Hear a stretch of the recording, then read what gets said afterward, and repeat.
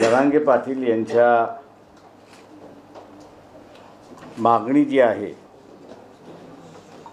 मराठा समाजाला ओबीसीतून आरक्षण द्यावं आणि निम्म्या महाराष्ट्रामध्ये दंगल होईल अशी असणारी जी परिस्थिती होती, त्या परिस्थितीला निवारण्यासाठी वंचित बहुजन आघाडीने आरक्षण बचाव यात्रा ही 22 जिल्ह्यातून त्या ठिकाणी काढली आणि त्या 22 जिल्ह्यांमध्ये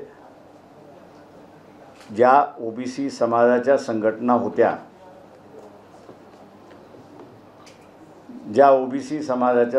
होत्या, त्या जिल्हाभर त्यांना सारा एकत्र करण्यात आल्या आणि त्यांच्या वतीने या पूर्ण 22 जिल्ह्यांमध्ये शांतता कशी राहील ही त्या ठिकाणी पाहण्यात आली। त्याचबरोबर ओबीसी संघटनांच्या जिल्हाभर ज्या बैठका झाल्या, वंचित बहुजन आघाडी त्यांना बरोबर घेत जिल्हा निवडणूक समन्वय समिती त्या जिल्ह्याची स्थापन करण्यात आली आणि तो एक फ्रंट त्या ठिकाणी उभा करण्यात आला अशी असणारी परिस्थिती आहे। आत्ताच्या असणाऱ्या सुद्धा परिस्थितीमध्ये आदिवासी समूह जो आहे तो वेगवेगळ्या संघटनेच्या मार्फत आपल्या अधिकारांसाठी त्या ठिकाणी लढतोय। अनेक संघटनांशी आम्ही असं त्या ठिकाणी बोलत होतो आणि आज या सर्व संघटनांची बैठक त्या ठिकाणी बोलवण्यात आली। त्याच्यामध्ये प्रामुख्याने मी असं म्हणेन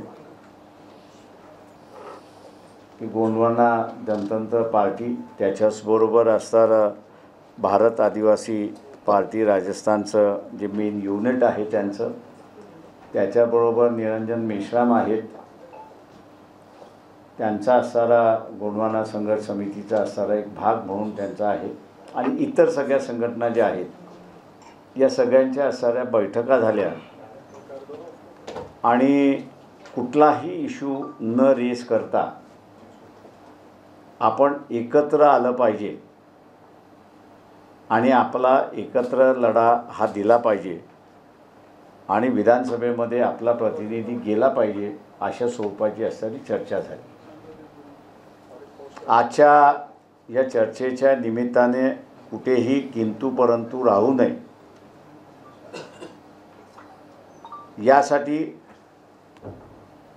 ज्या संघटना सहभागी झालेल्या आहेत त्या पुन्हा आपापल्या युनिटशी बोलणार आहेत आणि 8 दिवसानंतर पुन्हा याच संघटना सगळ्या एकत्र येणार आहेत आणि एकत्र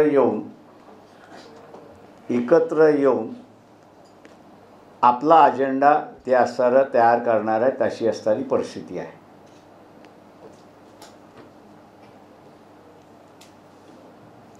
हा जो लढा आहे, हा लढा आदिवासी संघटनेच्या वतीने जरी असला तरी तो एक नॅशनलिस्टिक लढा आहे, हा आपण असं लक्षात घेतला पाहिजे। दुर्दैवाने नेशनची संपत्ती विकण्याचं काम हा इथला सवर्ण करतोय आणि देशाची संपत्ती देशाकडेच राहावी आणि त्याची मालकी देशाकडेच राहिली पाहिजे यासाठी आदिवासी पूर्णपणे त्या ठिकाणी लढतोय अशी असणारी परिस्थिती आहे।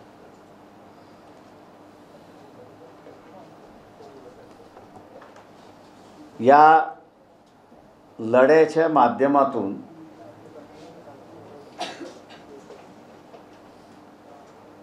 मी नेहमी म्हणत असतो की जसं क्रूड ऑइल आहे, मॅक्सिमम क्रूड ऑइल हे मुस्लिम राष्ट्रांकडे आहे आणि त्या क्रूड ऑइलचा वापर जो आहे ते कॅथलिक राष्ट्र जे आहे ते वापरतात अशी असणारी परिस्थिती आहे. भारतामध्ये सुद्धा तीच परिस्थिती आहे असं मी त्या ठिकाणी मानतोय की देशाचं 90% खनिज हे आदिवासी ज्या भागामध्ये राहतो त्या भागामध्ये आहे आणि त्याचा उपयोग करणारा जो माणूस आहे तो नॉन आदिवासी भागामध्ये राहतो अशी असणारी परिस्थिती आहे. आणि म्हणून कॉर्पोरेट जगाशी आमचा लढा होणार याची आम्हाला जाणीव आहे. उद्याच्या असणाऱ्या भारतीय जनता पक्षाचा असणारं शहरी नक्षलवाद अशा स्वरूपाचं कायदा आला तर उद्याच्या असणाऱ्या ग्रामीण भागामधला सुद्धा नक्षलवादाचा कायदा करण्याची शक्यता आहे. तीव्रता किती होईल याची आम्हाला पूर्ण जाणीव आहे. पण आजचं जे रेझोल्युशन झालेलं आहे ते कुठल्याही परिस्थितीमध्ये आपण एकत्र लढायचं, आपला प्रतिनिधी त्या ठिकाणी निवडून आणायचा, जे गुलाम जातात त्यांना आपण असणारं थांबवायचं आणि आदिवासींचं संरक्षण करायचं, त्या विभागाचं असणारं संरक्षण करायचं, खनिज जे आहे त्याचं असणारं संरक्षण करायचं आणि देशाची ही जी जलसंपत्ती आहे की जिचं उद्ध्वस्तीकरण असणारं होतं आहे त्याला थांबवायचा असा असणारा बैठकीमधला असणारा एक निर्णय त्या ठिकाणी असणारा झालेला आहे. तो निर्णय आपल्यामार्फत आम्ही असणारं जनतेला त्या ठिकाणी पोचवतो. जनता त्याचं स्वागत करेल असं मी त्या ठिकाणी मानतो. कर्नाटक के पक्षी राजपुरा गांव की हक्की पिक्की जनजाति द्वारा 108 सूखी और हरी जड़ी बूटियों को मिलाकर बनाया जाता है. ये आदिवासी लोग सालों से इस तेल का इस्तेमाल करते आ रहे हैं, इसलिए आज तक इन्हें बालों से जुड़ी कोई भी समस्या नहीं हुई है. इतना ही नहीं, ये तेल बालों को घना करता है, नए बाल उगाने और बालों को लंबा करने में भी मदद करता है. अभी तक लाखों लोग इस तेल का इस्तेमाल करके अपने बालों की दिक्कतों को दूर कर चुके हैं. एजेंसी, जॉब और डिस्ट्रीब्यूशन के लिए संपर्क करें 9022253203 या फिर 82639861.